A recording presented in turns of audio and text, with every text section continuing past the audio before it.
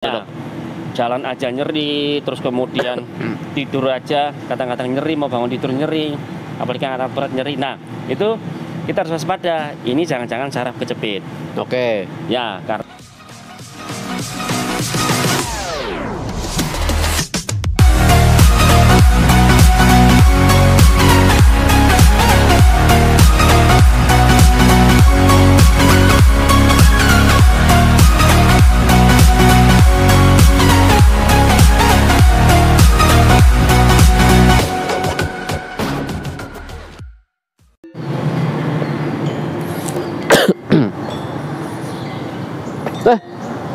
Dok, yuk. oh, dok, Ya, lagi nelfon.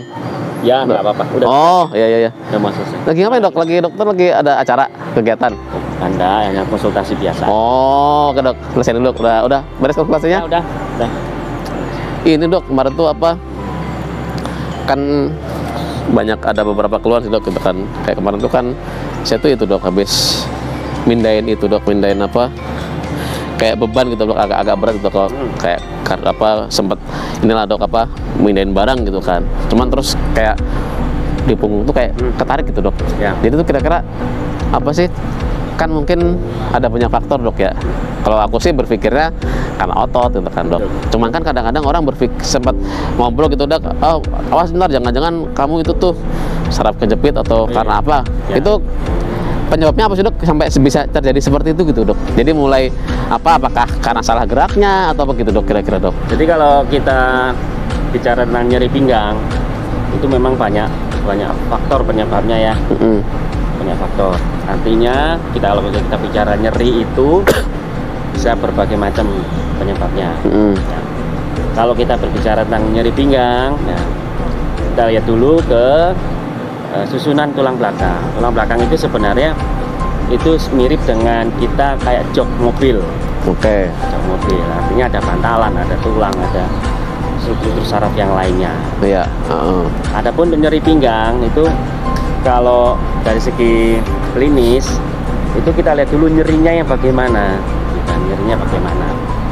Dia nyeri banget atau nyeri yang kadang-kadang. Dia nyeri aktivitas atau nyeri ke aktivitas tiba-tiba nyeri gitu. Nah, terus kemudian adalah nyeri pinggang itu bisa disebabkan karena faktor bukan dari pinggang sendiri. Gitu. Oke. Ya, dari pinggang sendiri. Contohnya nyeri pinggang karena batu ginjal. Khas banget jalannya. Kalau nyeri pinggang pada karena batu ginjal itu biasanya nyerinya agak ke daerah dada. Samping gitu dok ya? Ya, ke dada sini. Tapi di belakang dok ya? Di belakang. Nah itu kira-kira di daerah mana dok? Kan banyak orang yang jadi kalau jangan-jangan ginjal ya kalau nyeri pinggang karena batu ginjal itu kebanyakan di belakang tapi pas tulang dada kanan apa kiri. Jadi seperti ini. Oh, di tulang rusuk ini dok ya? Rusuk ini belakang. Itu kalau misalnya kita periksa, kita ketok aja gini, pinggang pas gini, itu pasti orang kesakitan. Oh, ini kemungkinan batu. Biasanya apa tuh? Oh, ada batu dok ya? Ada batu ginjal. Oh. Biasanya kita ketok gini, itu. Nah, itu biasanya batu. Kanan atau kiri kadang-kadang. Itu enggak, ini kan dok tanpa dipengaruhi aktivitas berarti dok ya? Iya, sama aktivitas itu. Tiba-tiba nyeri gitu ya? Nyeri, nyeri gitu. Oke. Apalagi ditanya apa habis makan jengkol, apa habis makan jeruan. Nah, itu atau kurang minum gitu dok ya? Atau kurang minum bisa. Ini udah ini pasti karena ada sesuatu ini di ginjalnya, kemungkinan kebanyakan besar batu. Ya. Terus kemudian ada nyeri pinggang yang ketika aktivitas nyeri banget. Nah, yang tadi kayak saya tadi dok, yang salah gerak tuh dok, itu gimana dok? Jalan aja nyeri, terus kemudian tidur aja kadang-kadang nyeri, mau bangun tidur nyeri, apalagi anak berat nyeri. Nah, itu kita harus waspada. Ini jangan-jangan saraf kejepit. Oke. Ya, karena apapun aktivitas dia akan nyeri banget. Meskipun dia dipengaruhi sama pergerakan dok ya? Ya, pergerakan. Itu kita curiga, oh ini jangan-jangan saraf kejepit. Ya, kalau sudah saraf kejepit sih memang kita harus segera dibawa ke fasilitas kesehatan untuk segera diperiksa. Oke. Sampai lokasinya di mana. Ya. Ada lagi nyeri pinggang yang kadang-kadang kayak nyeri enggak gitu kan? Hilang timbul. Ya.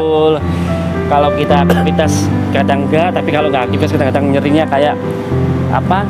Seleket-seleket ya kalau sudah bilang ya. Iya. Nah, Telekit gitu ya. Itu biasanya itu karena otot-otot pada pinggangnya. Otot-otot pada pinggang kan Kan tulang belakang itu kan tulang, terus ada otot sekitarnya itu yang kadang-kadang bikin nyeri seperti itu. Oh, berarti itu nggak semuanya saraf kejepit dok ya? Enggak semuanya Mungkin- saraf kejepit. Nah dok, kan kalau kan ini kalau tadi kan kalau yang ada pergerakan bisa organ kayak mungkin ada gangguan di ginjal kan dok Ya. ya. Nah terus tadi dokter bilang kalau pergerakan ada saraf kejepit atau bukan. Ya. Nah ada gejala lain nggak dok kalau saraf kejepit dok? Misalkan gini dok, kan itu tulang belakang dok ya, tulang belakang. Mungkin nggak dok, misalkan ada keluhan lain, misalkan kayak kesemutan di kaki atau di tangan gitu dok. Jadi Bisa. biar kan kadang-kadang kan orang kan mikirnya kan oh itu nanti efeknya apa gitu dok. Nah itu ada gejala tambahan nggak dok yang muncul Bisa ketika kadang-kadang saraf ceritanya kejepit? kesemutan kanan atau kiri kaki itu bisa. Oh, Ya, kalau yang otot mah memang murni di titik nyerinya dok ya. Ya, Jadi jadi memang apa? gejala itu. Nggak ada keluhan lain, hanya di tempat Ya, yang sakit dok ya, karena otot betul. ya. Oh, nah itu kira-kira kalau misalkan yang kayak saraf kejepit dok atau karena otot itu treatmentnya gimana dok? Misalkan kan sekarang kan kita ada, jadi kebetulan kan kita memang di klinik kita kan ada fasilitas gitu dok buat fisioterapi dok. Itu bisa disembuhkan dok ya dari sana dok ya? Berarti? Kalau saraf kejepitnya terlalu berat, Oke. dengan pemeriksaan CT scan sudah terbukti bahwa ini ada saraf kejepit terlalu berat, ya memang satu-satu jalan memang harus dikoreksi saraf Oke. kejepitnya itu ya dengan pembedahan biasanya. Oke. Karena apa? Karena yang jelas kalau kejepit kita harus buka lagi kejepitnya itu supaya Dibalikin lagi dok ya? balikin lagi. Oke. Adapun setelah menjalani pembedahan saraf kejepit Mm-mm. itu bisa untuk pemulihan kita fisioterapi. Oh, berarti afternya bisa fisioterapi dok Ya, ya? Cuman kalau recovery misalkan fisioterapi. dia kejepitnya misalkan minimal nggak perlu tindakan pembedahan atau mungkin ototnya yang Ya. bermasalah mungkin bisa langsung ke tempat fisioterapi dah dok ya? Ya, fisioterapi dengan fisioterapi yang bagus, kemudian Oke.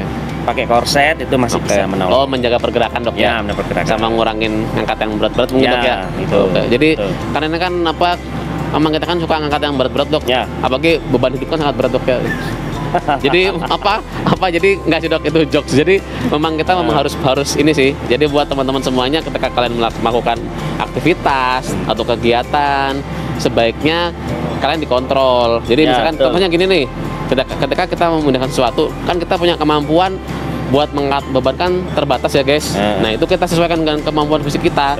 Kalau nggak kuat ya kita minta bantu teman. Atau caranya Ya, pakai alat yang memudahkan. pakai alat bantu yang lain. Jadi biar untuk menghindari cedera tulang atau cedera otot guys. Otot. Nah kalau kalian cedera ya kalian bisa kunjungin ke klinik Kujang buat di fisioterapi. Nanti ada dokter spesialisnya juga, ada dokter septa juga, dokter penyakit dalam. Nanti kalau takutnya ginjal bukan ya bisa nanti bisa di USG guys, bisa di ronsen segala macam. Jadi yang pasti ya kita harus selalu ketika kita ada sesuatu hal nih yang kira-kira kita ngangkat beban berat kita nggak kuat, kita minta bantuan orang lain atau kita pakai alat bantu. Betul. Biar nggak merusak tubuh kita guys. Betul. Mungkin gitu dok. Thank you Ya. dok ya, tadi nganggu telepon dok. Nggak apa-apa. Boleh telepon Ya. lagi dok ya. Ya. Nanti mungkin kita ketemu lagi deh.